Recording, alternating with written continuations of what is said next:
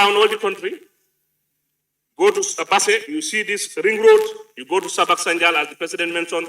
You go to Nyanija. Now is our turn, the Kabada people. We have never enjoyed what we are enjoying now. So we say thank you to the president. National budget was distributed and we are forgotten. But alhamdulillah, now the road is under construction now. We say thank you to Mr. President. Thank you very much.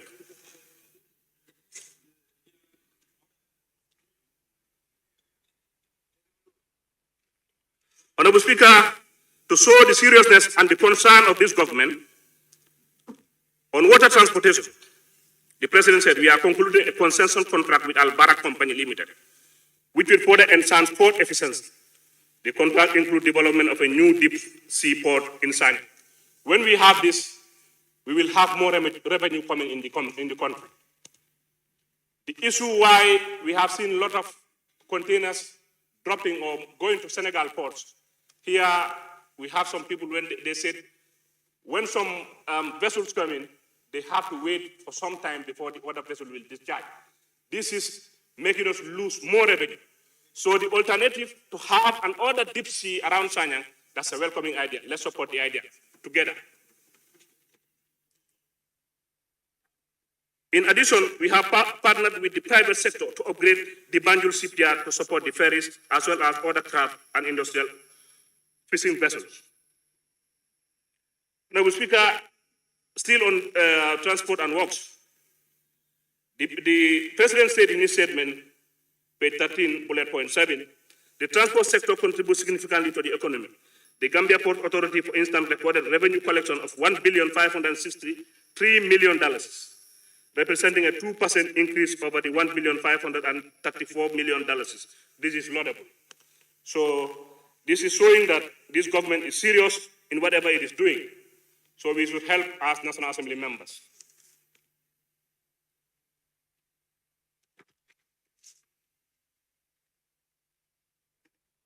Honorable Speaker, in the areas of aviation, the President has talked about, aside from undertaking comprehensive reform to align operations with international standards and best practices, we are investing in our human capital for a viable, skillful workforce. In this respect, 23 students are currently sponsored at the Regional Maritime University in Ghana to study various engineering fields. All the first cohort of students graduated with distinction. So this one, we need to applaud the government of trying to give us good engineers. Next time, or a few years to come, we don't need to bring in engineers outside the country to come and remedy our situation. We have our own engineers, Gambians, fully Gambians. Thank you very much, Honorable President. Mr. President.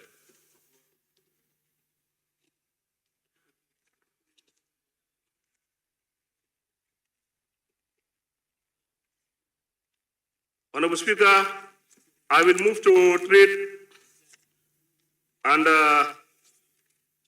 regional government. Honorable Speaker,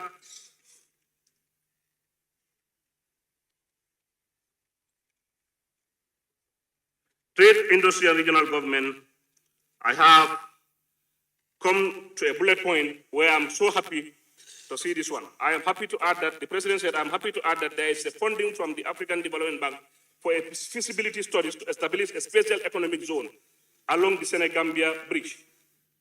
And he said, consulting firm has been recruited to conduct the study. This is very important. As we know, when we used to have the Ilitenda Bambatenda ferry, we have a lot of people trading there, having income to take care of their family and contributing to national development. But when the bridge was constructed, those people were moved to other sides. We have a market in Farafenni and market on the other side, that's in Soma. But now, the government is coming up with an idea to have economic zone along the Senegambia Bridge. This is very, very important. And in the area of industrialization, the construction of a special economic zone along the Senegambia Bridge corridor is underway with significant investment projected to create over 1,000 jobs. This is laudable. This is very, very important. And I believe this will be around my Jara Soma. You know, that area can accommodate whatever we need as industrialization. Thank you very much, Honorable Speaker.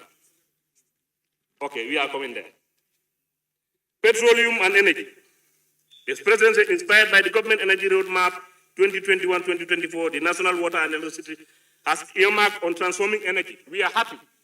All the villages in Jara West now, some have with light, and some people are now seeing the pools coming to their end. This is what we need as a government that is serious in taking care of the issues of its citizens.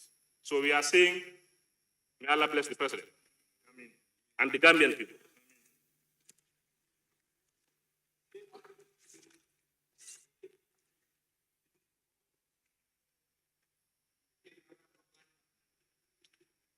Honorable Speaker, I've just come on an observation on the communication and digital economy, bullet point 3.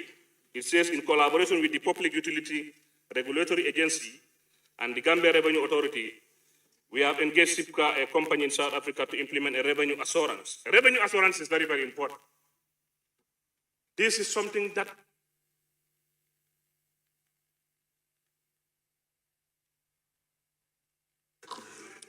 Thank you very much, Honorable Member for Jara West. I now invite the Honorable Member for Sani Mentrek.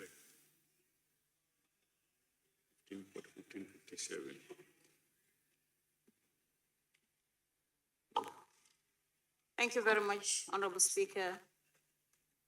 Honorable Speaker, first, I'll have to thank the President and the Vice President with his cabinet for fulfilling their constitutional mandate. Honorable Speaker, I'll go straight to the point. And of course, I'll also thank the President, the Cabinet Ministers for having that patience, for being here since in the morning with us. Of course, it is their right, it is their constitutional mandate, which they are trying to fulfill, especially the Minister of Civil Service. Thank you very much for being here with us since in the morning. Honorable Minister, thank you. And going straight to the point, Honorable Speaker, I'll start from page 12, which is the transport works and infrastructure. Honorable Speaker, if you may permit me to read subsection 5, where you have, apart from refurbishing old ferries, which have produced 2 new ferries and are waiting their delivery. These initiatives will guarantee reliable and safe ferry services on the Banjul-Bara services.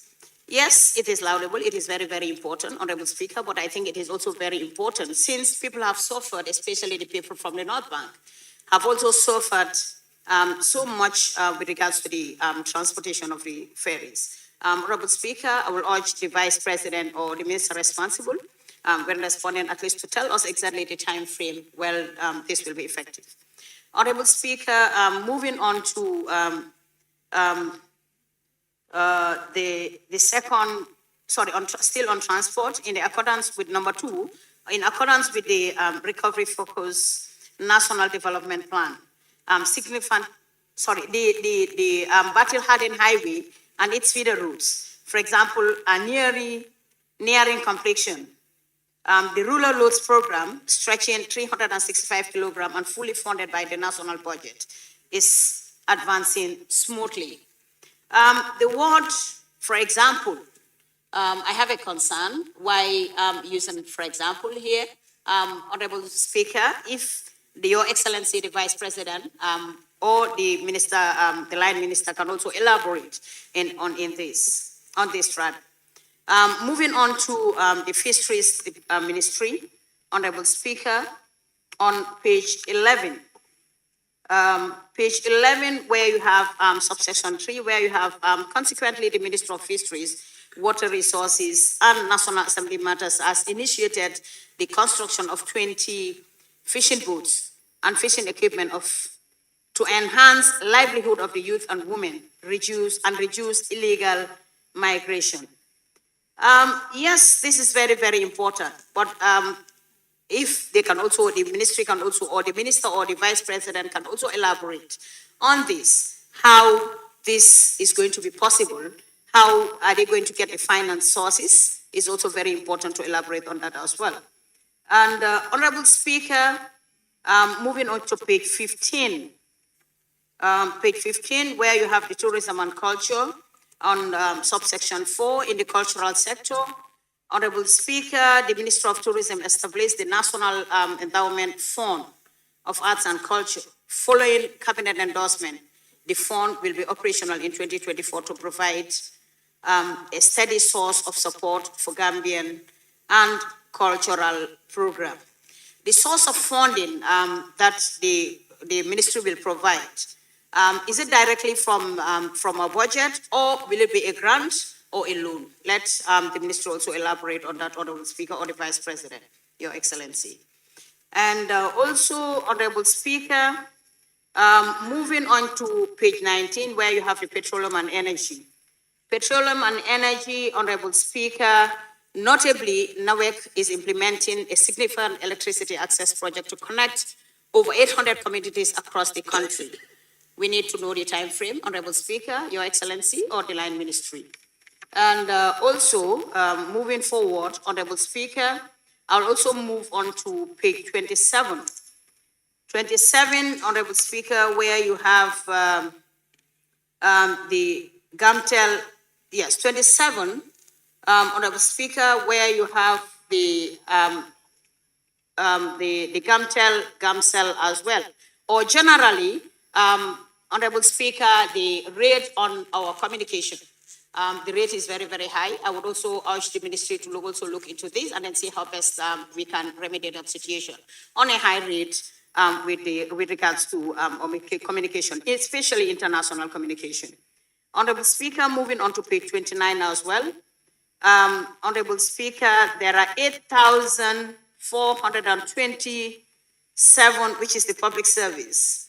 There are 8,427 vacant positions across the ministry. Most of them are in the ministries of Interior, Defense, and Health.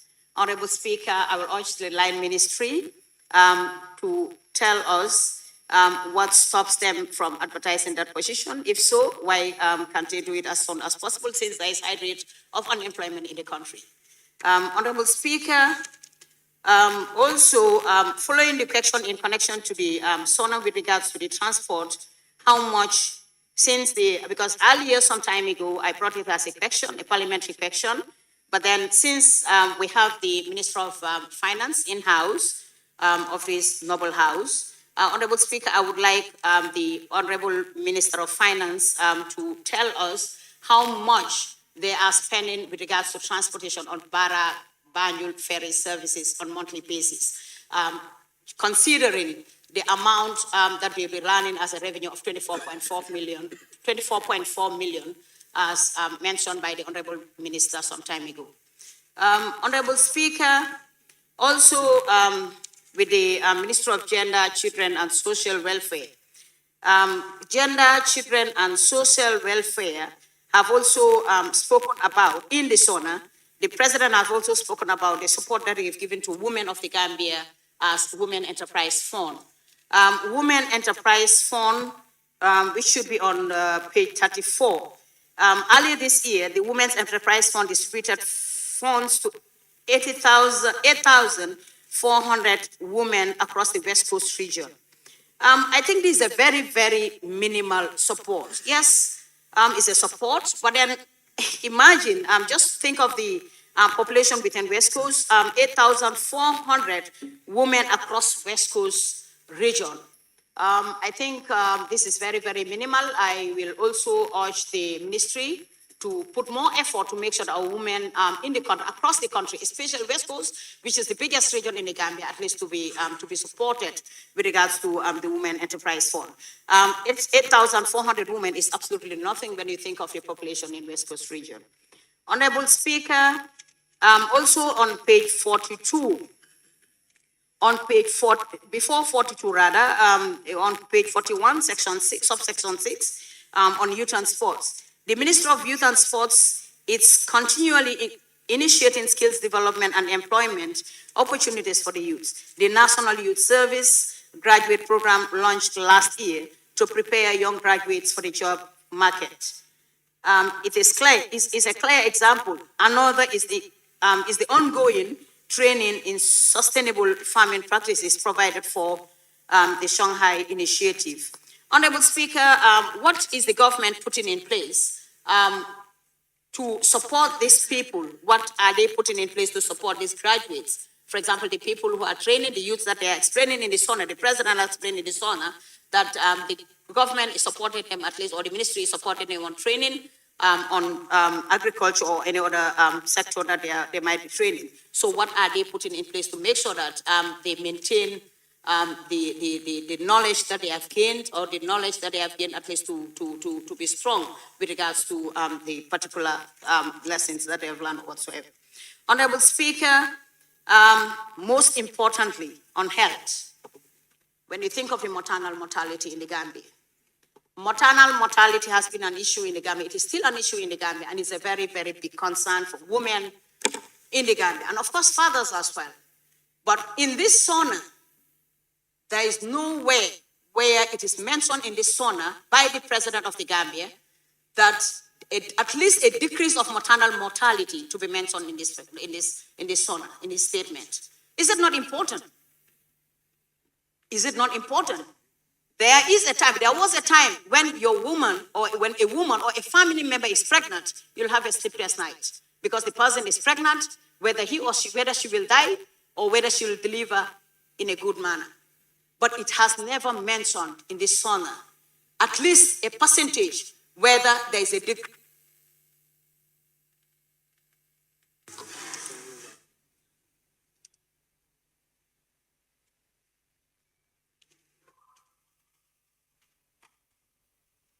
Thank you very much, Honorable Member for Sani Mentoring. I now call upon the Honorable Member for Banjul Central.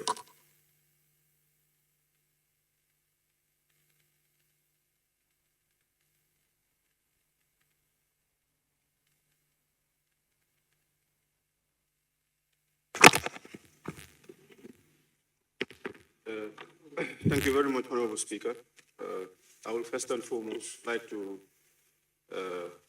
acknowledge the presence of our Honorable Vice President, and we hope that Allah subhanahu wa ta'ala accept the prayers, as he is just from the holy city of Mecca. I also like to acknowledge the presence of all Honorable Ministers here present. It is quite important that whilst we speak, we see members of the cabinet within our midst, as most of the time we actually basically talk to ourselves here in the chamber, and we are brought here to be listened to. And most of the things that we put out are meant for those that are heading the sectors that we debate upon. So it's quite important. The State of the Nation address is quite important, Honorable Speaker, as highlight Speaker, as it highlights progress and status of various cross sectors within the ministries. This time around, though, the President gave a very good speech as usual. However, he decided to do away from the normal sectoral process, whereby we are usually given statistics of various institutions or sectors that are within your purview. But this time around, it was just a holistic overview of things. Though it's not bad, but most of the time we would like to see specifics, as our role as parliamentarians is to be able to make variations, to be able to make correlations from previous years and also this year as well.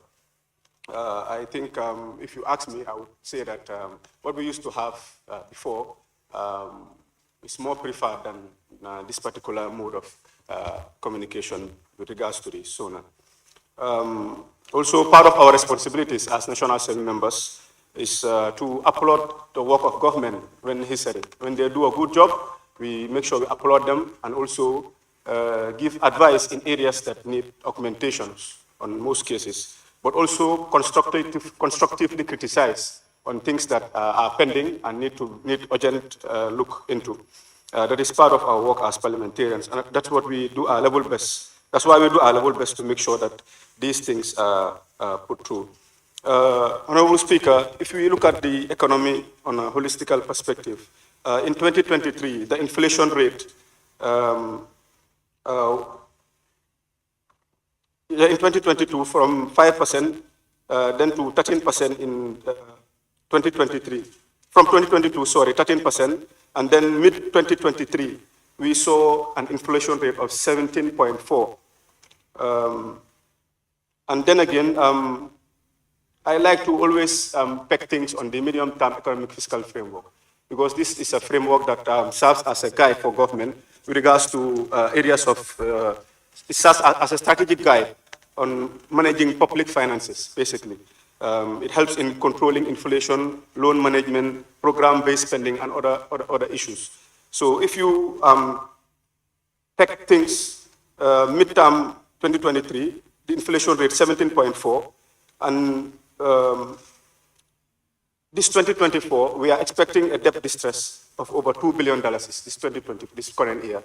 If you look at things, and part of the medium-term economic fiscal framework is that we will do our level best to have a loan threshold, basically, because we take too much loans. Most of the things I've seen here in the SoNA are quite progressive. However, most of these projects are loan financed, and it really is a cause of concern, because it's like when it comes to our productive sector, it's still taking government time to be able to mobilize domestic resources to be able to fund some of our activities. And every single year, Parliament here, $5 or $6 billion, I think, goes to finance some of our loans.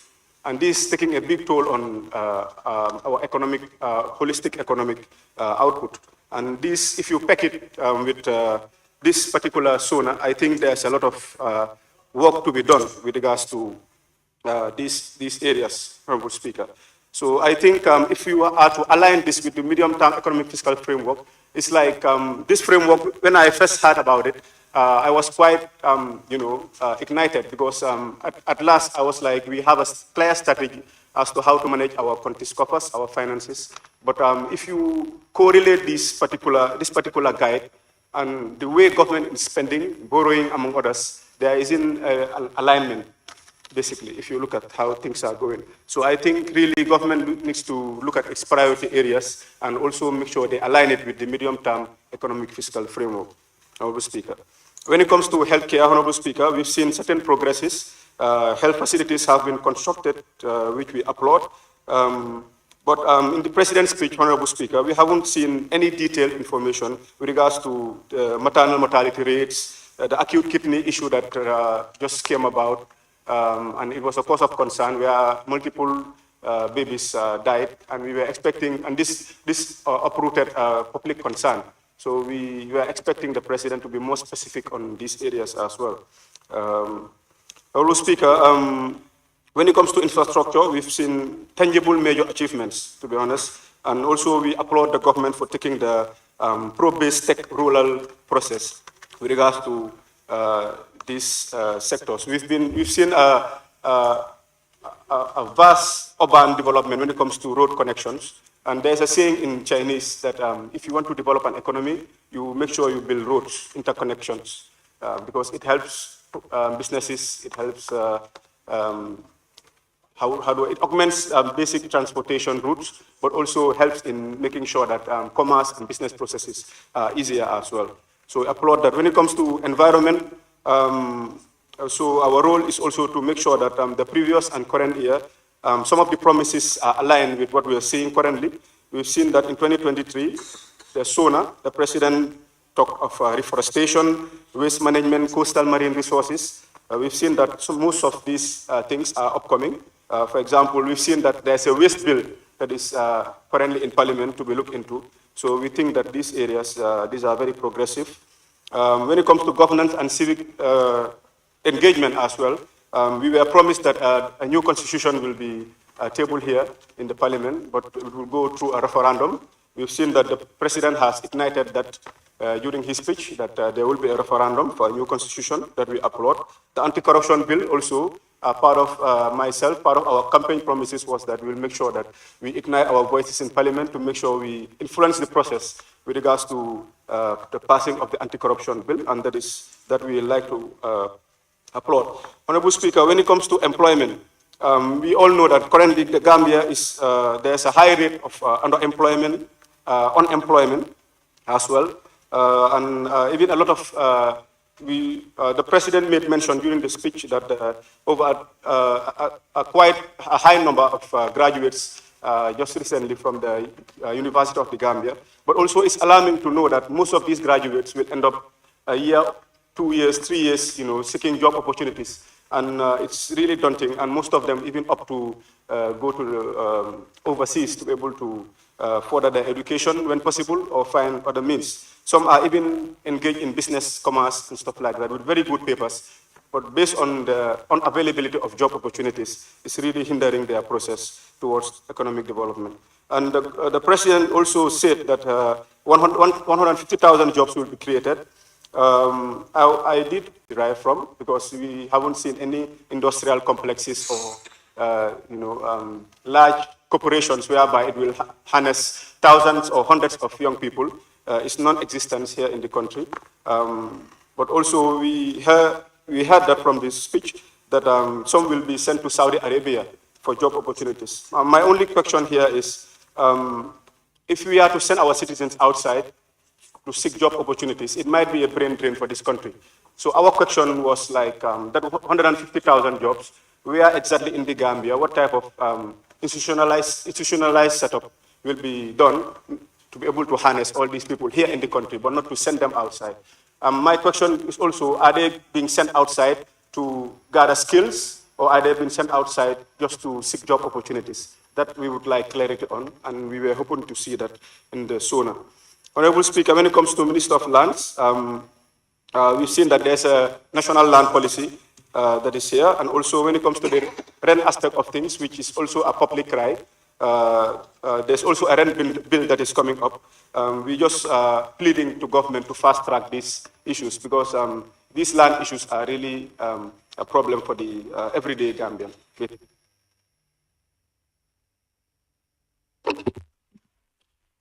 Thank you very much, Honorable Member for Banjul Central. But we have already passed the anti-corruption bill, probably its enforcement. I now call upon the Honorable Member for Lower Nyumi.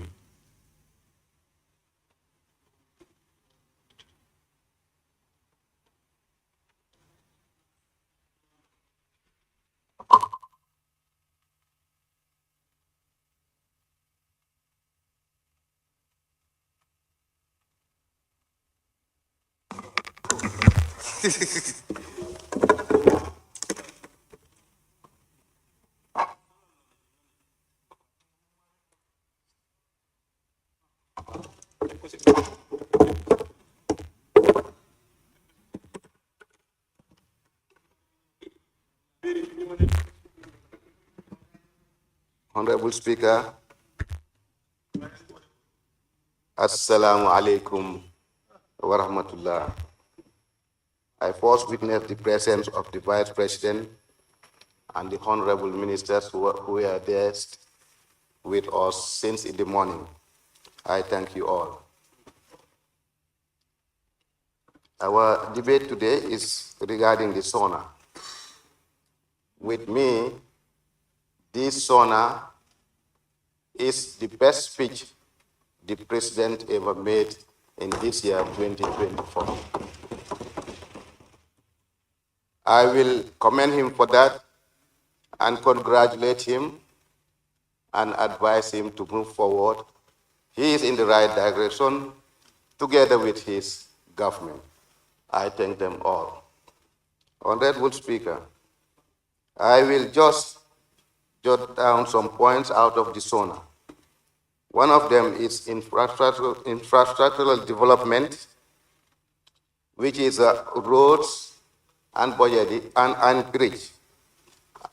These are some of the development.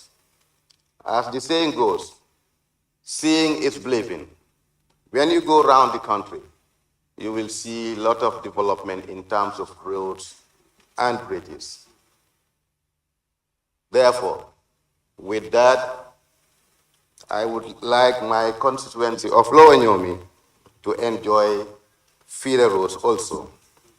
Honorable Speaker, in terms of agriculture, I will applaud the Ministry of Agriculture for the good job they are doing, particularly in terms of trying to get food self-sufficiency. This is what we need. As the living commodities are high, definitely we need to work on to get food self-sufficiency for this country in order to able to eat what we grow. Honorable Speaker, he has mentioned, the President has mentioned about health. That is, 3 new health facilities are built, which is a laudable achievement. Definitely, there is no country, there is no unhealth country that can develop. I think these things should continue, and I want my constituency of Lower Nyomi in order to also enjoy those new health facilities. Honorable Speaker, river transport. I was very, very, very delighted when the President mentioned that his government has purchased 2 new green ferries in order to facilitate the transportation of passengers and goods between Bara and Banjul. I'm praying for us to live and witness those 2 new ferries in operational. Honorable Speaker, in terms of security, he talked about security, border security, internal security. With this, I'm appealing for the government to put more effort on internal security, as armed robbery attacks are rampant in this country, particularly my constituency of Lower Nyomi and my own village of Pas Njaga Choi. Armed robberies happening every year, year in, year out, every year. I'm urging the government to do something in order to eradicate armed robberies in this country. Energy supply, Honorable Speaker, as my other colleagues alluded, definitely there is a project going on within the country, erecting poles in order to get sufficient energy supply for the entire country. But my constituency of Lower Nyomi are yet to enjoy this, because most of about 15 communities are yet to be surveyed even. So I'm urging the Minister of Energy to try to do something with those communities. Honorable Speaker, with youths, the government is doing a lot in terms of sports and sporting activities. But what to secure our youths, particularly when it comes to illicit drugs? Illicit drugs like coups. These coups is harming our young children. The government needs to do something, as this younger generation are the future leaders of tomorrow. We do not afford to lose them, lest the government do their level best in order to eradicate coups in this country. Honorable Speaker, so many my National Assembly members mentioned about salary restructuring. Yeah, for the civil service. Definitely with me, I will say not only the civil service, but our men and women in uniform. Let them be included. They are really suffering. They are working hard for our safety and security. They are out there for us, and we are here under the shade, enjoying. Let them be taken care of and uplift their living standard. Honorable Speaker, not to take too long, let me just pray for us to witness many more SoNAs, particularly this coming 2025 SoNA. And Honorable Speaker, I will, with that note, I will thank everybody for coming.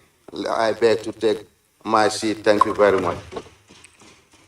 Thank you very much, Honorable Member for Lower Nyomi. I now invite the Honorable Member for Talinding Kunja.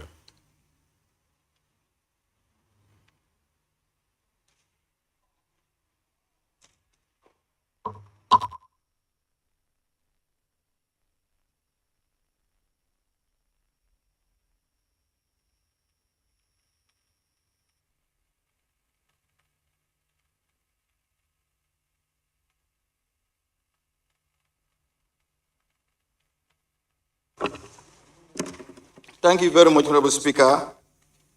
I would like to first and foremost thank the Vice President and the ministers here present. I will begin my intervention with the Fisheries and Water Resources Ministry, where the President informed this August Assembly that the Gambia has made significant strides in improving equitable access to safe drinking water, with 90% of the population provided with better water resources in 2023, up from 86% in 2010. This is where I have problem. And I think SoNA, being very important in the activities of government, should not carry any misinformation with regard to the realities that reflect in the ground. 90% begs the question, does it really mean 90? Because meaning every 100, 90 people have access to water. Only 10 don't have. Unless access has other meaning, but it means when they can get water where they want to get it and at what time they want to get it. Even if I take Talinim, for example, I will refute this claim. There are areas, majority parts of Talinim who do not, you have to have no drop of water is coming there daily. We've been saying this, even the minister, former minister who was moved, confirmed to us here that the demand is more than the capacity of Nawe. Now you are telling me access 90%? How can somebody justify that? There are people, even here now, because of the lack of water. I have submitted my last CDF, constituency development for the entire 400,000, so that Norway can provide water service pipe from one location to another. The National Assembly paid everything in January. And it's not only my request. Member for Bundu requested the same water issue. Member for Ojo Swang requested the same issue. As we speak, National Assembly paid everything owed to them, to Norway. Not even a single pipe is laid for those people to get those water. You are telling me 90%? You go to Talinim, people are digging borehole everywhere. Go to Brikama, people are digging borehole everywhere. You telling me 90%? Is it realistic? People must feed the president with the truth. Technicians and ministries must tell the president the truth. The president cannot be blamed for this. You gave him what he should read. He read out. But this, we all know this is not realistic. This is a government statement. 90%. I'm a member of 3 committees that go around this country. I meet villages in Bayan, Jordan, everywhere, who don't even have a simple borehole in communities. And even to refute your own claim, to say that it's contradictory, go to the next page where the ministry is boasting of a project, which I can commend them if it's implemented.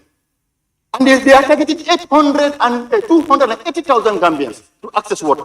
If this is achievable, we commend the ministry. But this goes to say that your 90% is false. Because 280,000 people, as our population today, is more than 10% of the population.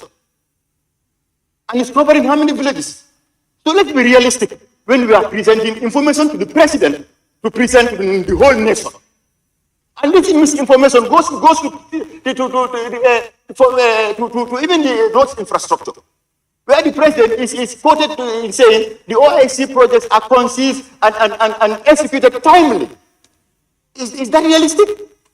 All those want to tell you it's an OIC project. Safidin is an OIC project.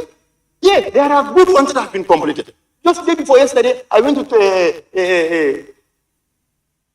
Wellingara, and I commend the government for that. It's in good shape. It's completed, but not all are completed. Saying that it's timely, you are giving false information. Let's state the facts. This is not correct, and I want to highlight that. On the Ministry of Public Service, I applaud the ministry for the reforms they said they are going to do. This is important because years ago, the Gambia, the public service has been a shining light of the sub-region. And I think those stories should continue.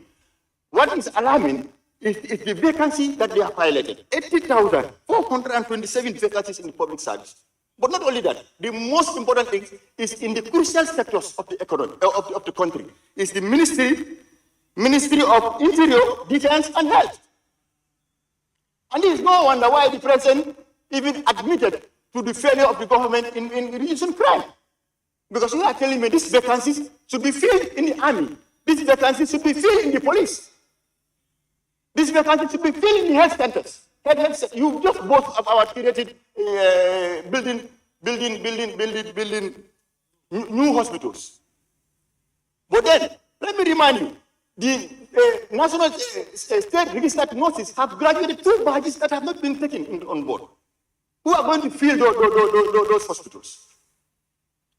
It's a challenge, it's a concern. And you, government, is boasting about creating employment. Now you have vacancies in your own government. You are not filling it. And the excuse is the lengthy recruitment process. I beg to differ that.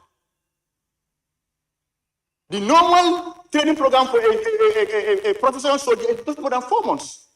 Police, 5 months, 6 months. They've completed training.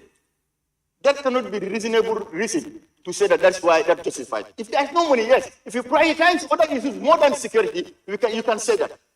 But you say the recruitment process being long is the reason that you cannot fill this 8,000. That's not policy. That's not acceptable as a reason. The government must set priorities in filling these vacancies because they impact on crucial sectors of the country, which is security. And that high refusal rate, the defense minister has confirmed that. So people have right to leave. He said it, I quote it, Minister of Defense. Everyone has right to leave. People are leaving the army. They are leaving the police. How do you replace them? It should be focused on the government to do that. And why are they leaving it? The welfare of the people in the security forces. It's not made any mention of in the statement. Honorable Speaker,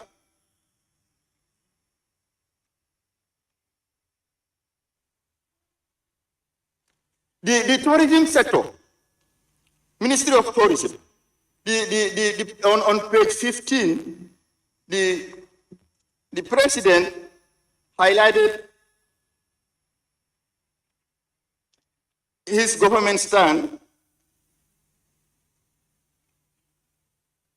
in improving our promotion strategies, infrastructure, products, and services.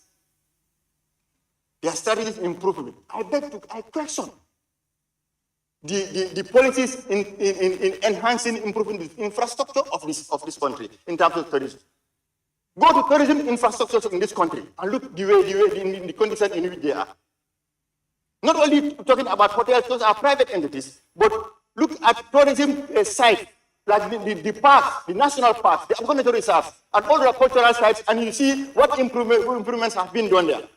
I invite anybody to the report of the Select Committee on Youth and Sports and Culture and see the gap that has been raised since last year. And there are issues regarding there's an idea that was mentioned here, twinning the African reserve with even Fatah. So the realities on the ground does not reflect what the paper, the official statement is saying. The only improvement we can see in terms of infrastructure is the ecologists, which is in fact fraught with malpractices, according to the reports of the Petition Commission. So we are saying Gambia wants to revamp the tourism sector, but the product and the infrastructure are not being developed. How do we go forward?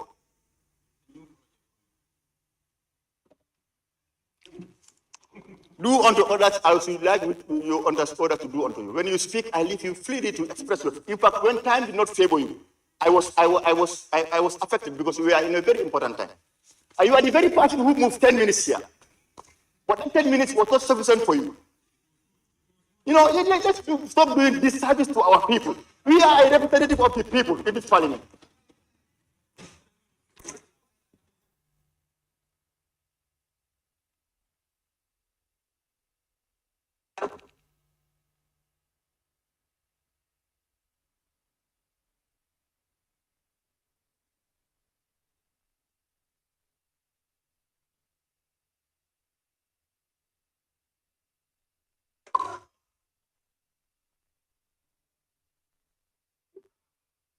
Necessary. Thank you very much, Honorable Member for Talending Kunjang. I now invite the Honorable Member for Nyamina Tankunku. Thank you very much, Honorable Speaker, for giving me the floor. Let me also join my colleague to thank the Vice President and then the Cabinet Ministers who are present in these chambers. Honorable Speaker, let me also thank the President of the Republic for fulfilling his constitutional mandate. Honorable colleague, we have the SoNA in our in front of us, and then this is because of Section 77(1) that actually forced the President, because the provision is sal, meaning that he should do it.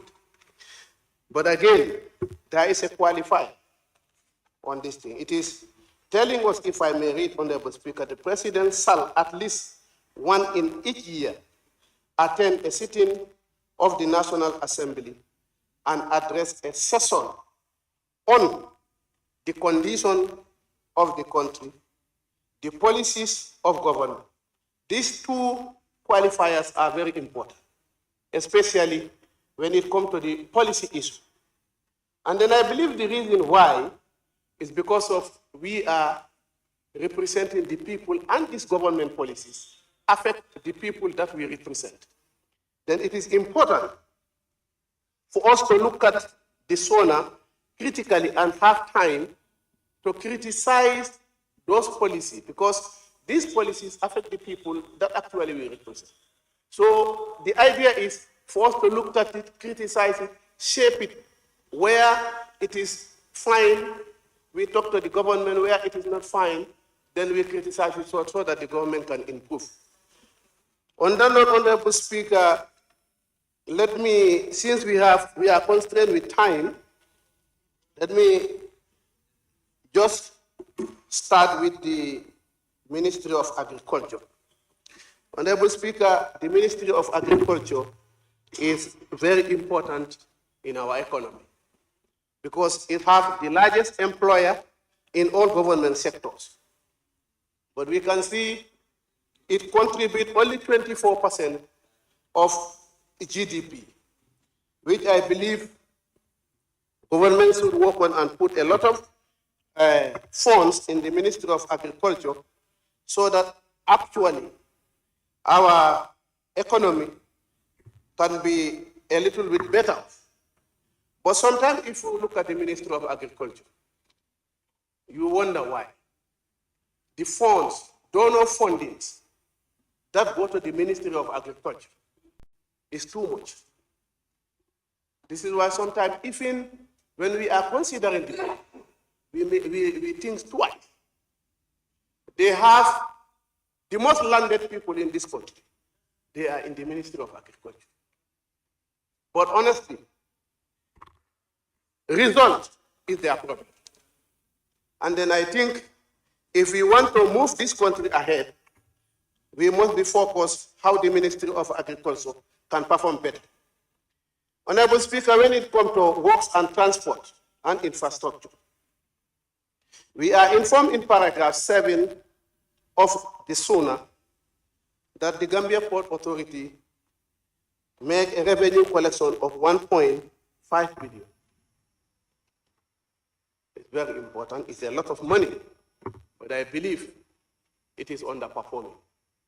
And then I think we need to look the government at the Port Authority very well.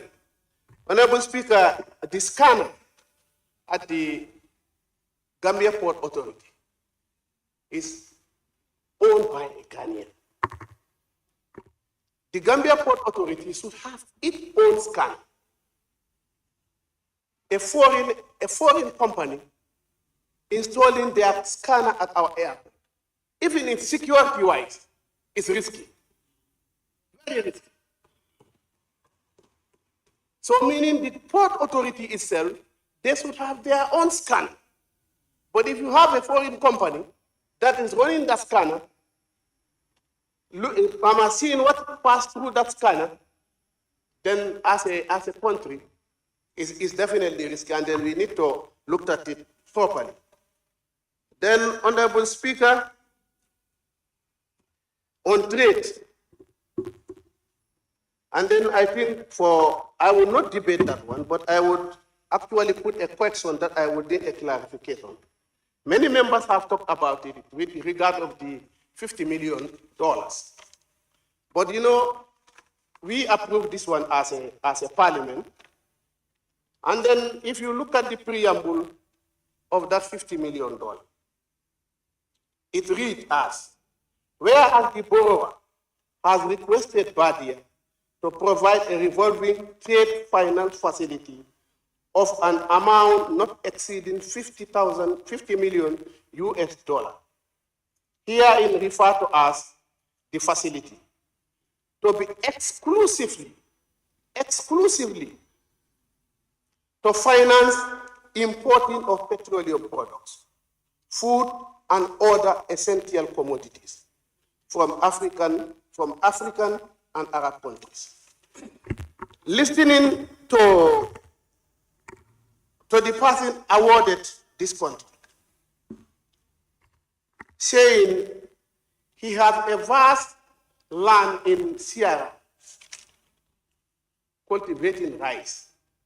With regard of this, if you look at what we have, for me, there is nothing like rice cultivation.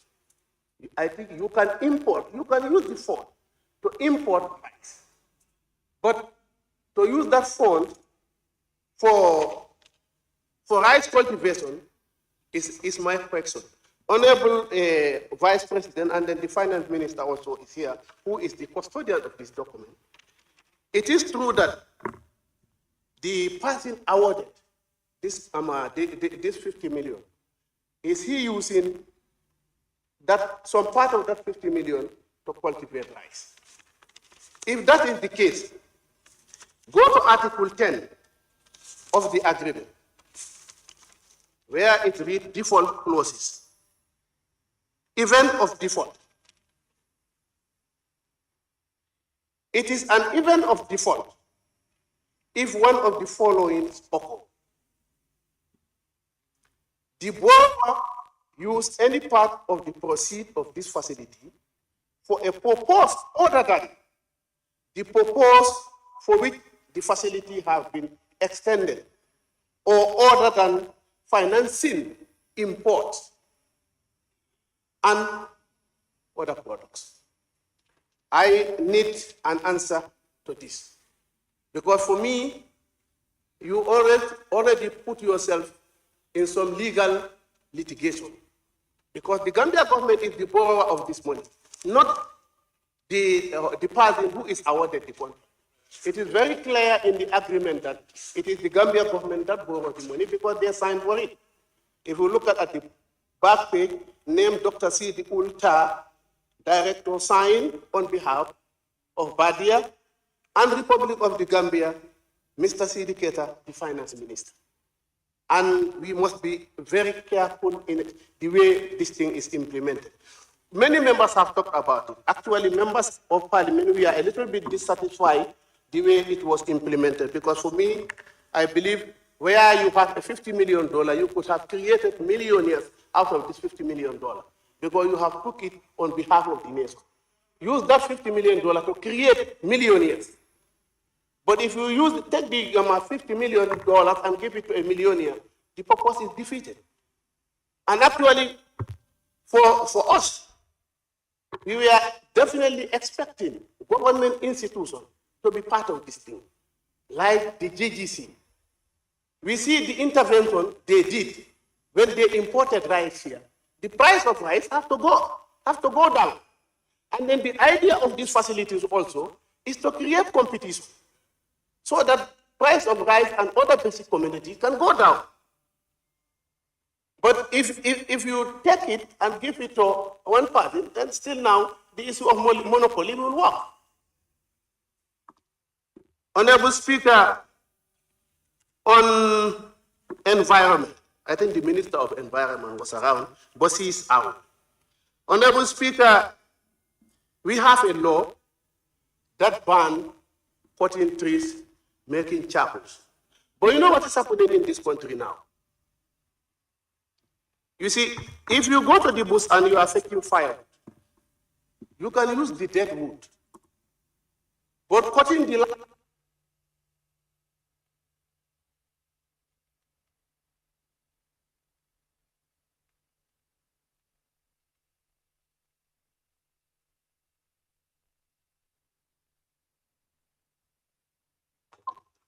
Thank you very much, Honorable Member for Nyamina Dankunku.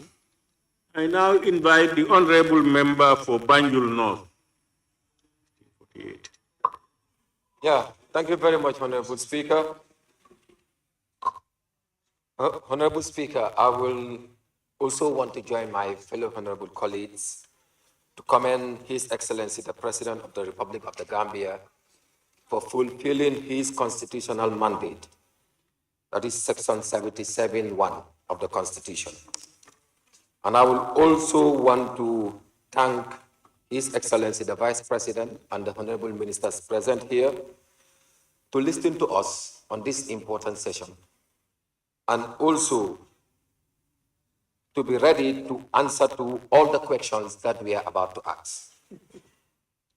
Honorable Speaker, with your permission, I would just want to refer the House to the introduction part of the SoNA, that is the speech of the President. Under the introduction number 1, it says, in accordance with Section 77(1) of the Constitution, it is his honor, even though it is my honor written, but it is his honor, I am quoting him, the President, to address this august body on the country's current state of affairs.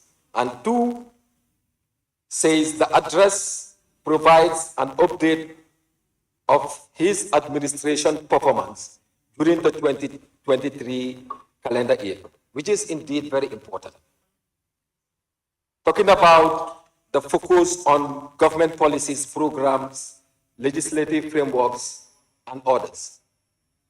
I think this is indeed very important. But, Honorable Speaker, with due respect to my own surprise, I didn't hear the President mention anything about one of our most valuable assets as a nation. That is the Senegambian bridge, we call it. We all understood that last year there was an agreement by his government through the Ministry of Finance with Africa 50. We want to know about the update of what really happened, because most of the things that we saw was on news. We never had the opportunity to bring the minister forward to explain to us. I cannot remember. But I think this would have been an opportunity to understand, especially the figure involved. That is the amount involved, which is about $100 million. What use will it have for Gambia? And also, what plans do they put in place? I understand that according to the agreement, it is to be settled in 25 years to come. But what feasibility study was done? And what consultation was done in terms of reaching or making that decision on behalf of the Gambian people? I think these are very important things that we really need to bring forward. Honorable Speaker. Honorable Speaker, I will Further go to the issue of education. As we all know, as also a demographic dividend champion in this country, I believe we cannot move this country without making sure that we harness demographic dividend. And in doing so, we must make sure that the tools that are within the areas of making sure that we harness demographic dividend must be achieved. And one of the key elements is education. We have seen of recent the approval that we did as parliament in terms of transforming some of the institutions to universities, which is indeed very laudable. But when it comes to our basic education, it's the government, through the Ministry of Basic Education, also thinking of how to introduce a digitalized literacy in our school curriculum. Because we have seen how the world is moving, especially when it comes to areas that has to do with technology. Countries are advancing, but how can we better prepare our children to be well equipped with all this advanced technology, instrument, so that it's part of what we want as a nation, to better prepare our future generation. What is government willing to do to make sure that that becomes a reality? And I was expecting such thing to come in terms of the plans that they have, because according to what I just read, has to do also with the future. Honorable Speaker, one of the most important sectors, still on the demographic dividend, has to do with our health. Health is very important. We have seen the move that the government is taking towards health. Health is indeed very important because nowadays in the world we believe in universal health coverage, which is to have access to healthcare services. To what extent have we gone?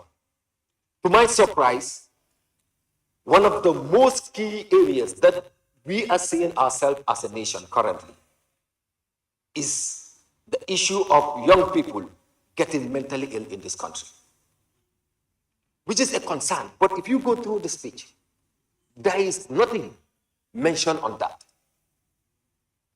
As a nation, as we talk right now, the only psychiatric center we have is one, which is Tanka. And if I tell you, and you will be shocked, Honorable Speaker, if you go to that center right now, if they tell you there are problems, you will wonder whether we have, even as Parliament, appropriated funds to them. Because their problems are uncountable. What is the government doing to make sure that everything is in order when it comes to that particular center? And I am very concerned, especially when it comes to issues that surrounds mental health. We have seen a move by the government in terms of introducing the nutrition bill, which is indeed very important. And I believe as a parliament, we are also willing to make sure that when it is brought forward to us for the second reading, we will surely do the needful as parliament. So for that, I will commend the government, but also to ask them to commit themselves to start contributing towards nutrition in this country, which is indeed something very important. Anything that has to do with nutrition, you will come to realize that it is donor-funded as far as our programs are concerned in this country. Donor-funded programs are not sustainable. As a nation, we should think sustainably so that we put our programs together and see to it that whatever we do starts from us. There is nothing better than starting from our own pockets as a nation. And that will always earn us the respect when we even sit on a round table to discuss with our partners. Honorable Speaker, talking about infrastructure, I cannot keep quiet when it comes to the issue of the Banjul Road Rehabilitation Project. We know the Banjul Road Rehabilitation Project is brought in Banjul to facilitate the city of Banjul. But the truth is, since 2019 up to date, I can remember the Minister of Infrastructure stood here last year and said the project will be completed this year, June. And we are in June. And today is July, right? And the project, I can tell you, the most important element of the project, which has to do with the main ring canal, is yet not constructed. And the rainy season is already here. 2 years ago, we were so devastated because of the flood flow that we experienced as a community. That is the city of Banjul. And by extension, let me say the Banjul North constituency. And we don't want that to happen again. So I think it is also very important for the president to give us an update what is still not making them to complete the work? Because according to them, they will always be so proud to tell you that the work is 98% completed. We want it to be 100% completed, Honorable Speaker. Honorable Speaker, going further, the issue of agriculture. All members mentioned about agriculture. That is, the members that have already deliberated as far as this SoNA speech is concerned. Honorable Speaker, the President was so proud, and I will refer you to page 9, number 2, to inform us that consequently cereal production increased by 21%. Good news, rise by 27%. But unfortunately, Honorable Speaker, we are still buying a bag of rice at the cost of $2,350. At the cost of $2,250. Today, if you want a Saddam bag, the small bag, it will cost you $2,500.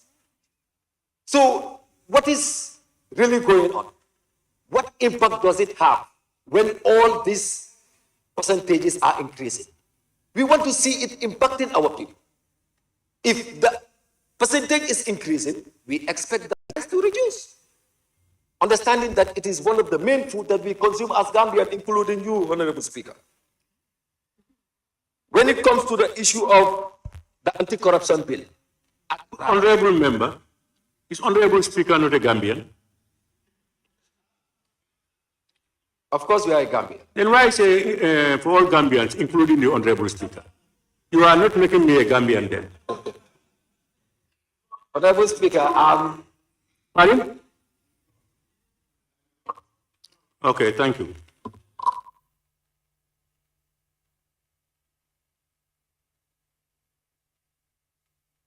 It's good enough that your time went off because you mentioned me as a non-Gambian.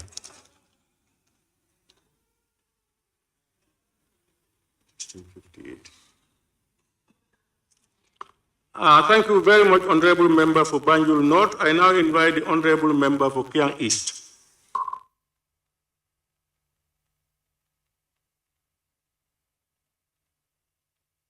He's not in the chamber. I think since we started, I never saw him. I mean, when we came back. No. Honorable Member. Huh? What do you mean?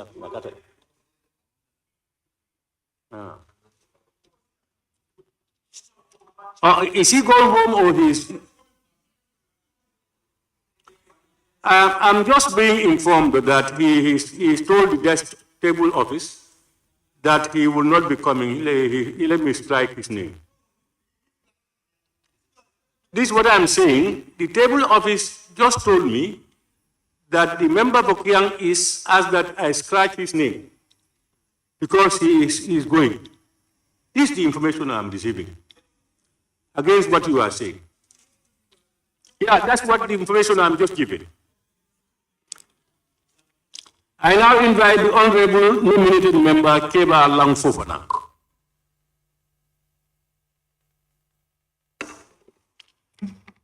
Thank you very much, Honorable Speaker. To start with, Honorable Speaker, I would like to thank the Vice President and all cabinet ministers who were with us since in the morning, and equally to say a very big thank you to the President in fulfillment of his constitutional mandate as stated in Section 77(1) of the Gambia Constitution and Section 24(1) of the Standing Orders. Honorable Speaker, before starting, let's give a sense of direction to the debate. I know it was done by the Honorable Member for Sabah Sanjal, but I think it's important. The President states on page 4, paragraph 2, the address provides an update on my administration's performance during the 2023 calendar year with focus on government policies, programs, legislative frameworks, and plans for the future. This will be linked to our national plans and the influence of developments on the nation. Honorable Speaker, it's surprising to hear members asking about specifics when we have other parliamentary tools that we can use to get those answers. During every session on Wednesdays, we have members' questions to the various line ministries. In the introduction, the president clearly stated that he is going to provide us with a summation, a consolidated version of his government's performance. And today, what we should do as lawmakers is to interrogate that paper based on the programs and how do they address to the social needs. Then we can trickle it down to the specifics by directing those questions to the relevant ministries. Honorable Speaker, from there I will start with the economy. And with the economy, I would like to refer the House to page 7, paragraph 1, which states in 2023, the Gambian economy surpassed the projected growth rate for sub-Saharan Africa and stood at 5.3%. This resulted from our commitment to economic growth and prosperity, reducing inflation and other debt vulnerabilities, while maintaining prudent fiscal policy. During the starting of the debate, I was worried because the finance minister was not in, but I would like to welcome him equally for coming. This is a welcoming news. But down in the streets, Honorable Finance Minister, questions are being asked as to how do we correlate this to the prices of basic commodities and services. What are the elements involved? As a government, all of our actions are geared towards improving the lives and livelihoods of our people. So it will be prudent if you can speak to the Gambian people and let them know what are the drivers of the economic growth and why is it that still now that economic growth cannot trickle down to a noticeable decrease in the prices of basic commodities and services. And if at all there is anything that needs to be done, we can do it concertedly, so that at the end of the day, the vision of the president to providing a better Gambia for all can be realized. And then, Honorable Speaker, one of the key things that the SoNA also provided was indicating that IFMIS is being rolled out to all the local government authorities. As a member of FPAC, I want to commend the government for that, because I can recall an instance with one of the finance directors in Janjambure Area Council, where the director told us that the source documents were left out to be soaked by the rain. And there was no way that we could have any other alternative way of gathering evidence. So which means this has demonstrated the vision and the commitment of the government towards improving accountability and transparency. And I will urge the finance ministry to really ensure that if this is not only rolled out, but ensure that the local government authorities are definitely utilizing it so that we can harness all the dividends that it comes with. Honorable Speaker, the report also did highlight that agriculture during 2023 contributed to 24.4% to our GDP. This is important because agriculture is one of the productive bases of this country. We cannot continue to rely on tax as the only source of revenue for our country. It cannot work. So seeing the government diverting resources towards improving underproductive base is worth commending. And again, the report also did indicate that this year, over 5,000 hectares of land have been allocated to 10 investors for rice cultivation. Annually, the Gambia consumes 300,000 metric tons of rice. Out of these 300,000 metric tons, only 10% is produced locally. That is roughly around 30,000 metric tons, which means we buy 270,000 metric tons. With the current price of rice standing at around $600 per metric ton, which means we are spending in excess of $160 million on annual basis for the procurement of rice. We stand to benefit a lot. Imagine if this project works through, how much metric tons it will provide. And that will start as savings which can be diverted to other crucial sectors of the economy. Honorable Speaker, at this point, I would like to refer you to page 11, clause 3. This point is very important. It reads, that's under the Ministry of Fisheries, Water Resources and the Environment. Fisheries and Water Resources. It says, consequently, the Ministry of Fisheries, Water Resources and National Assembly Matters has initiated the construction of 20 fishing boats with fishing equipments to enhance the livelihood of the youth and women and reduce illegal migration. Also, the ministry is constructing fish ponds in Koloro through a funding partnership with EU to boost fish production. This deserves a commendation from the House. And it is really unfair if members should ask questions to know whether it was not allocated based on political lines. For once, we should see the Gambia. Today, the most critical sector of our economy is the youth. The most critical segment of our society is the youth. If the Ministry of Fisheries is coming up with a project which is going to reorient these youths, give them life sustenance skills where they can generate income for the betterment of their lives and livelihoods, what we should do is to encourage the ministry, but asking them specifics and concluding by saying we need to know to ensure that it wasn't on political lines. That was unfair and that was unparliamentary. And we should desist from that because it doesn't say A party or B party. It says Gambian youths. So, Honorable Speaker, I would commend the ministry for that, and we would like to tell the Ministry of Fisheries and Water Resources to really talk along those lines. The youths deserve every bit of empowerment. They are the futures of tomorrow, and if we want a better Gambia, we have to continue on the investments we are doing in the youth sector. Honorable Speaker, the report also highlighted the construction of 365 kilometers of roads, basically from the local funds. This is laudable because it has never happened in the Gambia. Always we depend on loans, we depend on grants. But believe in me, history has taught us that no country has ever been developed by IMF or World Bank.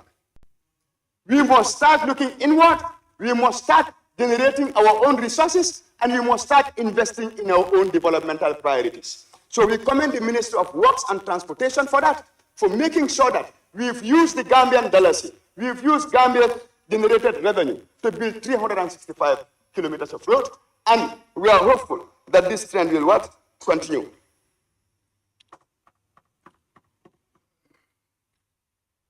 Honorable Speaker, to the Ministry of Land,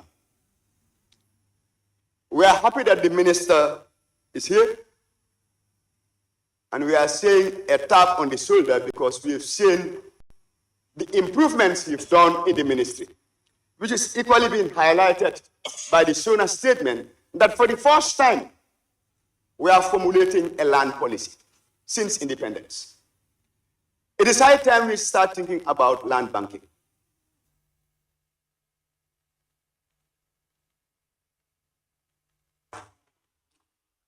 Thank you very much. Honorable nominated member, Keba Lamfukona. If I had not committed myself to saying that I will give no time, I will give you extra 1 minute. I now invite the honorable member for Fonyi Jaro.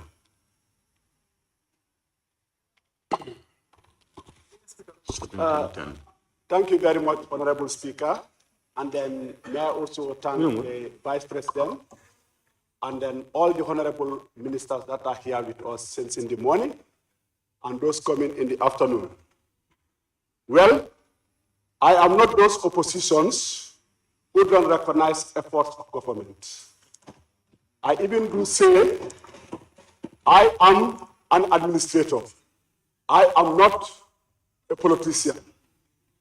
So being an administrator, this is why sometimes in my contributions, I may sound very disrespectful to others because I want people to deliver to the best of their ability for a better country.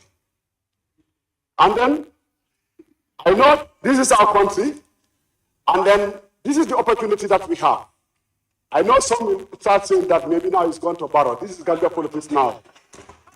Or maybe I have received a brown envelope.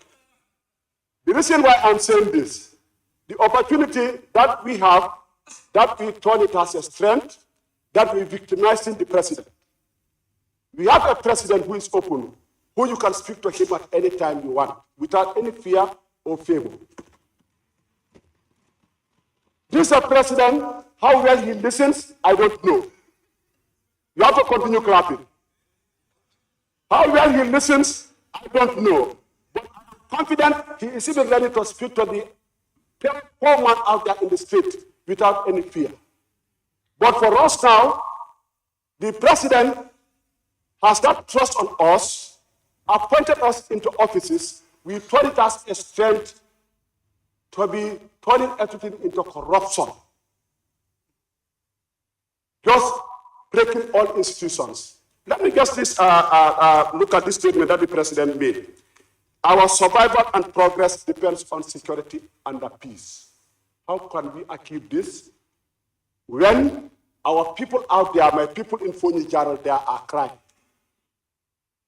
I say when we speak here, when we prepare this report, I was an administrator before, I prepare reports.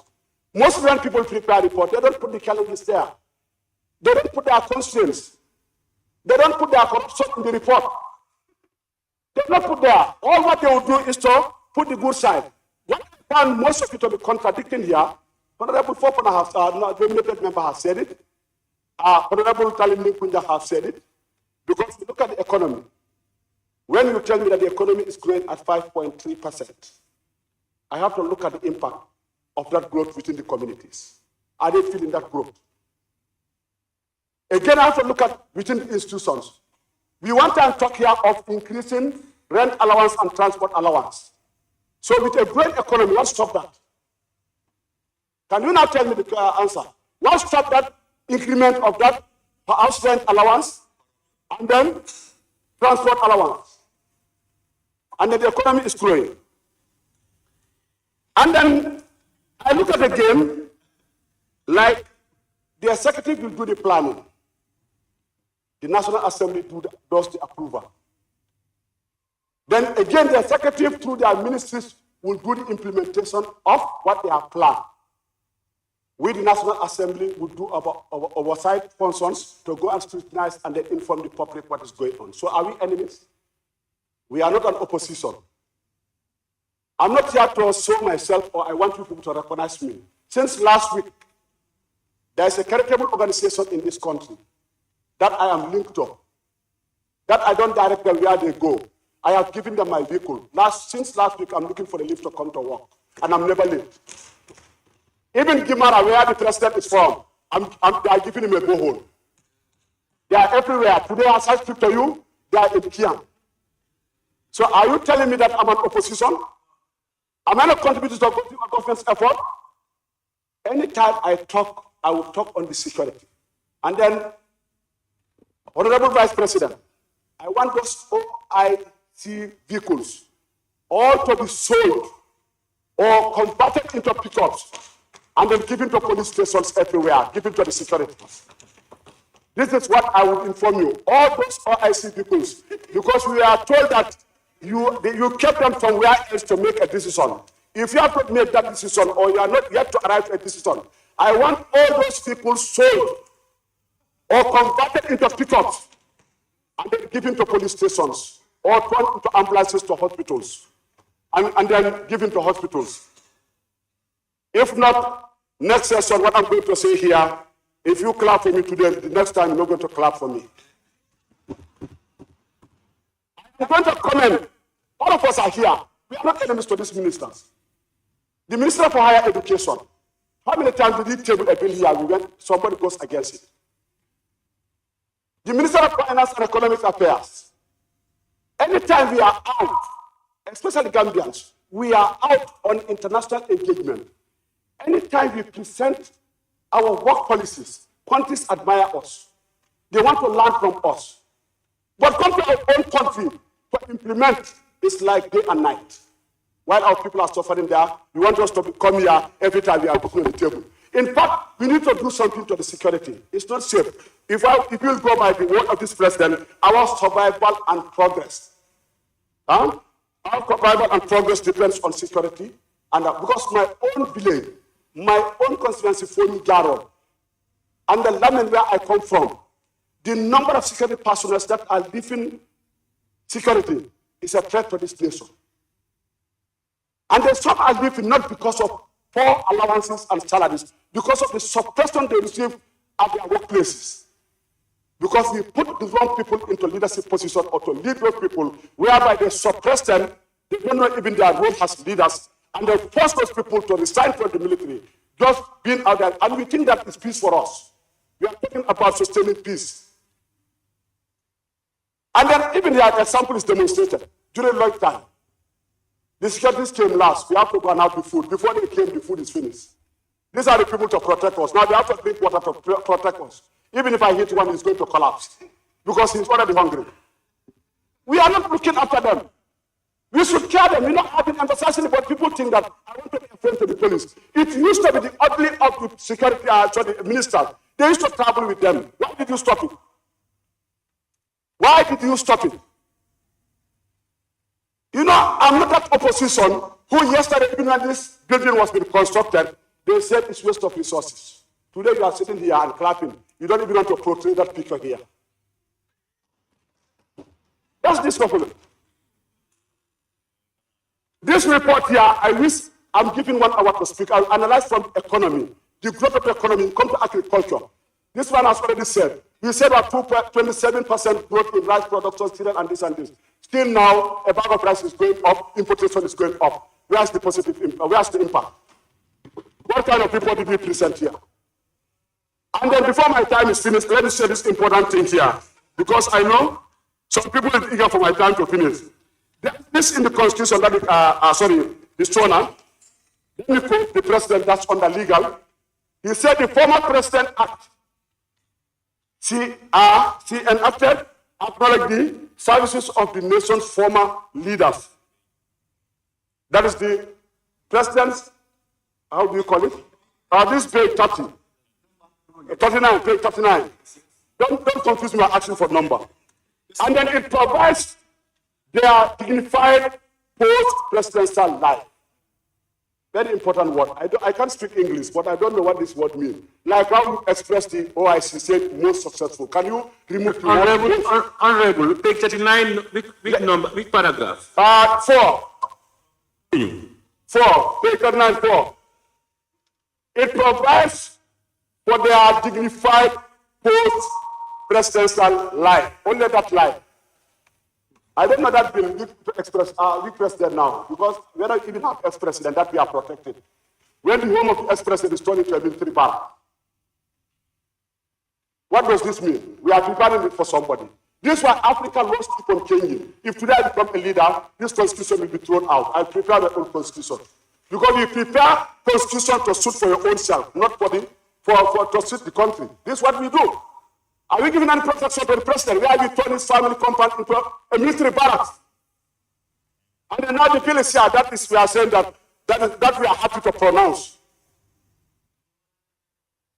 That is fine.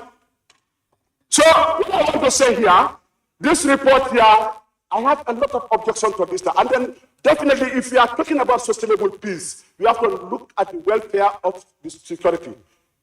The pressure that is going in them, forcing a lot of them to leave the service and stay in this country is not good.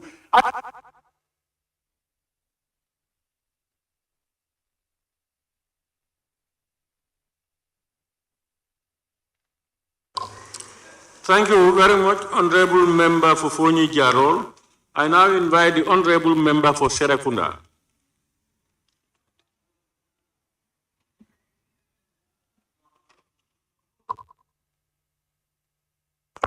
Thank you very much, Honorable Speaker. I will equally join my fellow members to thank members of the executive and the President for fulfilling his obligation Honorable Speaker, we first have to establish the importance of the document before us, which bears the policies and programs of the government.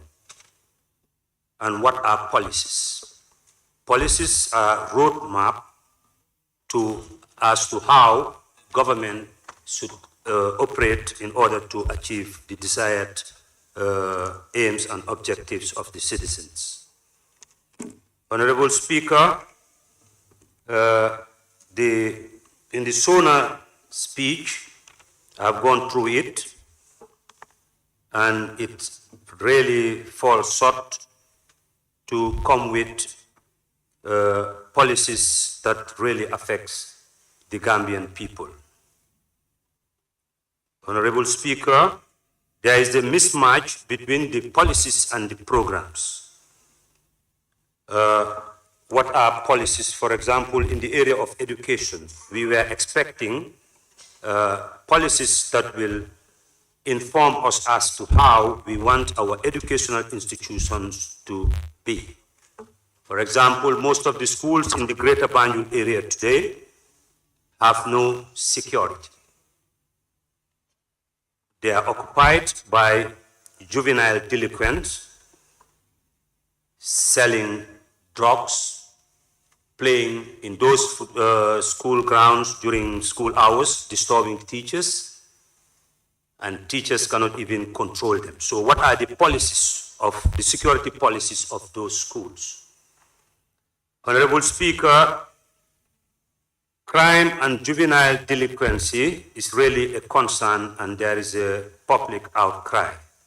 Recently, 7 Gambian youths have perished through the use of kush, and many communities have found it very necessary to come up together to form a vigilante group.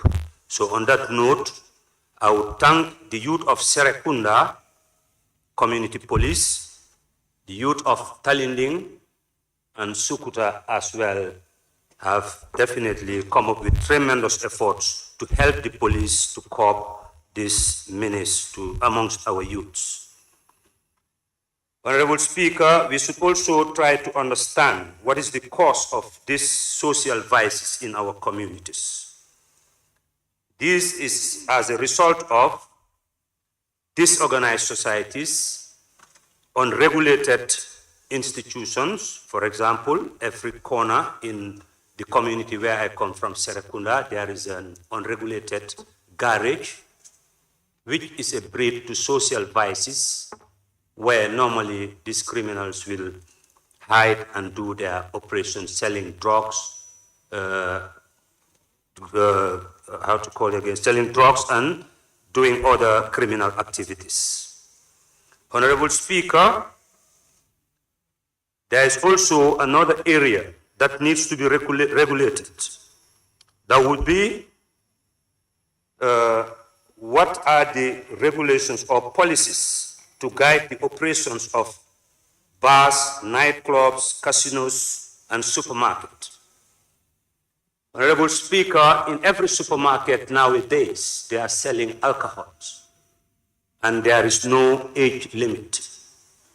And you go to the nightclubs or to some of the bars in our neighborhoods, like in Kololi, Honorable Speaker, you will see all sorts of criminal activities to a degree whereby... Sorry, Honorable Member for Serekunda. The timers, he has just spent 5 minutes. He still has 5 minutes, please. Sorry, yes, Honorable Member for Brikama South. Honorable Vice.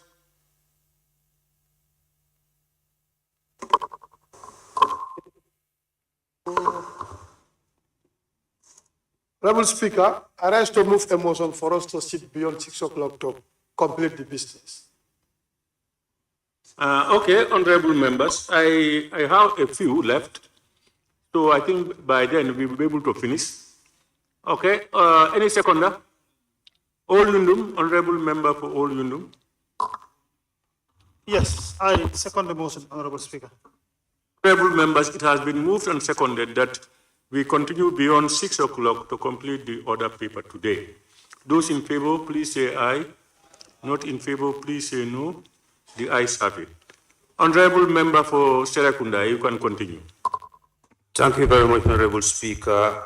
This comes to my mind as a result on a day after the Eid prayers. I took my children to somewhere where is a public place for children to hang out. So when I went there, Honorable Speaker, it was very disheartening. You'll see children under the age of 12, 13 using this seesaw.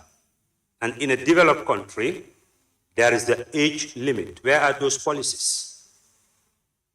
I was equally going around looking for my boy who was also out. I went to a place called the center around Bakote. There they are selling alcohol in the midst of young children between the ages of 12 and 16. So there is a need to regulate these places, Honorable Speaker. And another thing, Honorable Speaker, the issue of demolition, like the member for Talinding have cited. Currently, in my community, so many properties have been demolished, and they are yet to receive their compensation. That is also an issue.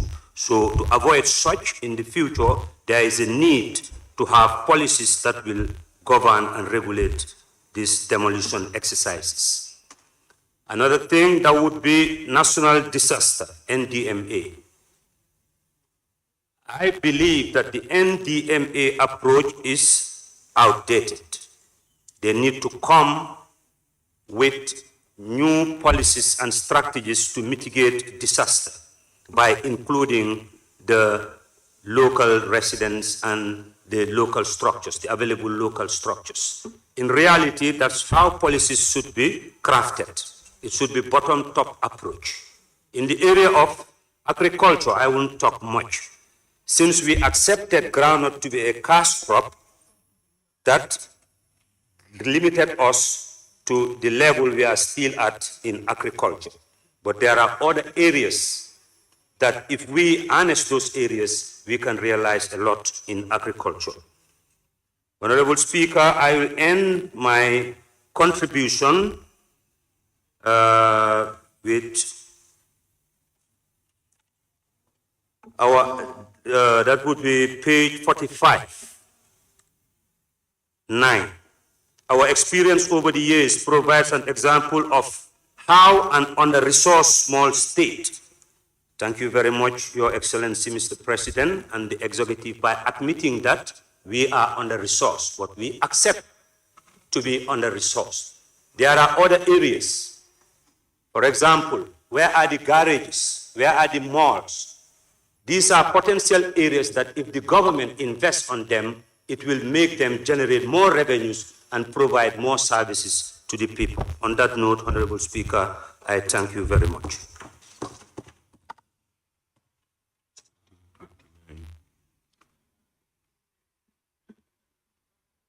Thank you very much, Honorable Member for Serekunda. And despite our interruptions, you kept to your time. I now invite the Honorable Member for Fonyi Bintang.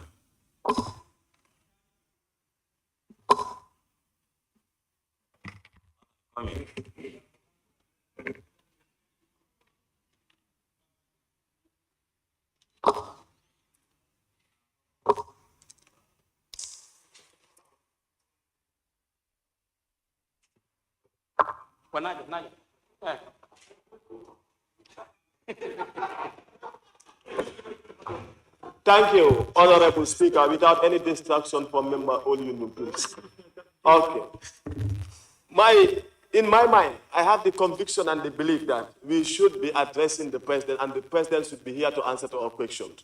But until then, when we have the laws to be changed, to suit us, because the President is the very person that can answer questions to our satisfaction. I don't want it to be a burden on the Vice President. Thank you. Going forward, I quote from the President, page 45, 10. There is no turning back, no slowing down. for us. But I can see to it that the government have fully turned their back towards development, towards progress, towards security, towards everything. In governance, your actions will speak for you. You should not tell people, this is what I did, and this is how far I went. People will see by themselves if actually you are bringing development.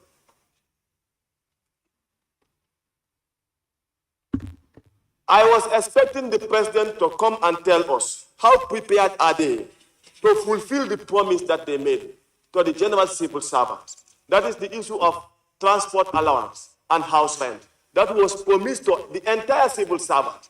But they have failed and they have not addressed that. When you address the nation, you address the burning issues. You address the challenges that the people are facing. You address the economic situation. But you cannot tell us that we are improving in terms of our economy, when in reality, we are seeing inflation day in, day out draining us. How much are we changing the euro today? 72, 73. It went to an extent up to 74 for 1 year. And you're telling us we are developing and we are progressing, our economy is progressing. On what basis? Things must be realistic in all the senses. So that is the challenge that we face as a nation today. We said, the government, how do they want to improve on the civil servants and their living condition? We all know that the Gambia, we have the least pay scale in the sub-Saharan Africa. You are telling me we are developing in our economy. How are we developing? How is the economy growing without the civilians feeling it, without the general public feeling it? What is wrong? Who is feeling that economic growth? That we want to know, Honorable Vice President. We are not asking the president how he wants to rely on UN, as he stated here. Honorable member, you are not addressing the vice president. You are addressing the speaker. The speaker, thank you. Honorable Speaker, I'll always address you and continue to address you. And that is not for you, but for you as the chair. Honorable Speaker, page 5, the president stated, Mr. Speaker, our resolve is to intensify engaging with global and regional bodies such as the UN, AU, and others. The engagement has been on for long, but we are not asking you about the engagement with those people. We are asking you, how are you mobilizing the resources locally? In the absence of UN, in the absence of AU, in the absence of ECOWAS, how do we survive as a nation? How will we solve our problem as a nation? And the president did not even go further to tell us when he wants the ECOWAS or economic soldiers to leave our land. And these are challenges and these are issues. When can we rely on ourselves? When can we have trust on ourselves? When can we have confidence in ourselves? That is the challenge. When you address SoNA, you address the burning issues, like we have seen the issue of course, taking the life of the young, as stated by other parliamentary members. These have been an issue, and it's a burning issue. When you address the nation, you address the burning issues. This is why when other honorable members were clapping, I was wondering what were they clapping for. When the issues are addressed, then you clap. Then when the issues are not addressed, why should you clap? What way are you clapping for? In the judiciary sector, we all have seen that there is no progress in the judiciary sector. Because we have seen cases, people are in remand, for 10 years in remand, without completing the judgment. When you address those issues, you address the nation, those are the kind of issues that you should address as the president. In the issue of health, go on Ndemban Clinic. Ndemban Clinic at night. We are not asking you how much health facilities have you constructed. We are asking you in terms of performance, in terms of exercise, in terms of resources. How far have you gone? That is what we are asking you. For you to tell us. But go on Ndemban around 5 o'clock or around 7 o'clock. You will see people, they lie on bare floor. Sometimes they will be there without treatment for hours. And this does not require that much evidence. Just go there today and you will witness by yourself. And in the health sector, how do we advance? Is that progress? Is that development? Go look at Banjul here. The renovation have been ongoing close to 2 years in the area of health. And is this the kind of democracy that you have called for? And is this the democracy that you celebrate? It's sad, Honorable Speaker. Very, very sad. And the president also made it clear that he stands firm to fight against FDC. More than the commitment of the president is our commitment to preserve our culture, our traditions, our beliefs, and our values. And in this National Assembly, we will continue to represent the interests of the Gambian people, not the interests of the West. And that should be known to all. In so doing, we don't in fact require support from anybody. We want to uphold our beliefs, our values, and our tradition. And that FDC, we are committed to practicing it today, tomorrow, and forever. What will be wrong if we practice what we believe in? We ask you to practice what you want to practice, and we practice what we want to practice. And you say no to that? What kind of democracy is that? Mbajela Jammeh, we will see it. We will see the end of these things. You were clapping. You better clap now. We will see the end of this. We will stand on our ground without begging for relationship or support. If that will be the reason as to why we will be sanctioned, let us be sanctioned as a nation. If because of practicing the FDC will be the reason as to why we will be sanctioned, then let us be sanctioned, Honorable Speaker. We are ready for it. And statistics have shown that when a nation is sanctioned, that's the time the nation progresses. We are ready for that progress. And we are committed towards that progress. I thank you for your kind attention.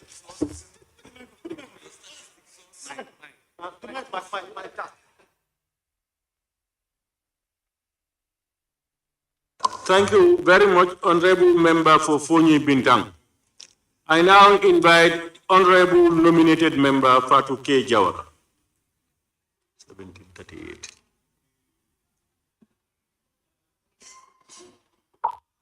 Thank you very much, Honorable Speaker. I also join my colleagues to thank the Vice President and Cabinet Ministers here present, and to thank the President of the Republic for fulfilling the constitutional requirement, and to further congratulate him for being elected by the second largest body of the Muslim organization, OIC, as the chairperson. Honorable Speaker, to begin with health, Honorable Speaker, we must commend the government for not only fulfilling their national commitment, but international obligatory. The Malabo Protocol that make it mandatory for every country to allocate 10% for agriculture and 15% for health. It is in His Excellency tenure that the Gambia was lucky to have MRC machine at the Edward Francis Small Teaching Hospital. It is his tenure that we have a DNA machine, a testing laboratory, among others. Some of them were even captured in the SoNA address, but I was just reading this by head. Honorable Speaker, on the transport and works, we've been seeing a lot of achievement by the government in the area of road infrastructure development. Honorable Speaker, but I need a lot also need to be done about installation of street lights, installation of street light cameras to monitor reckless drivers to minimize road accident in the Trans-Gambia and the Batin-Hardin Highway, Honorable Speaker. Honorable Speaker, on the national security, Honorable Speaker, if you may permit me, page 32, and I may read.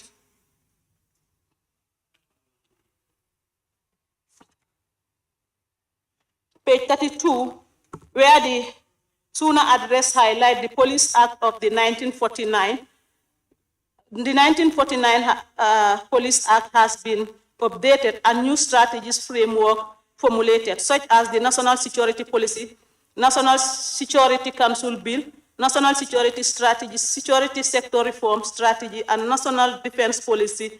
The GAF Bill has also been revised, and the term of reference for service. I think this will serve as serve our men in uniform to have a decent livelihood after serving as security men. So those members were saying that securities were not captured and they were neglected. I think that those are things that we need to revisit. I don't think the servicemen were neglected because we all witnessed in the past 22 regime when they were subjected to go and work work at the farm by force when that was not happening anymore.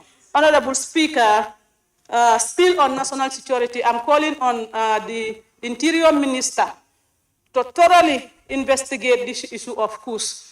About the 113 cases that were reported of the coups and 11 deaths, I don't think there is any known Gambian. And most of the traffickers of these coups believed to be Sierra Leonean and other non-Gambians. So I think those things need to be checked, and we have serious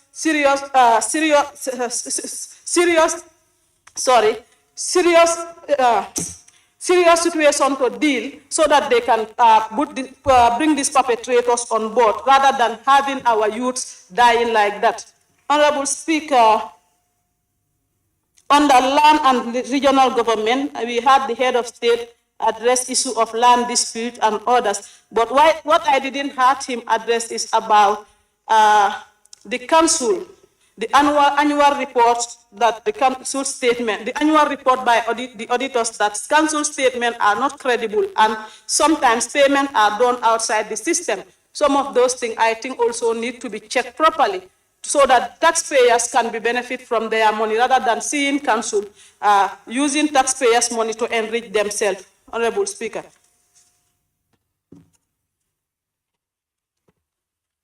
Honorable Speaker, on the page 34 of this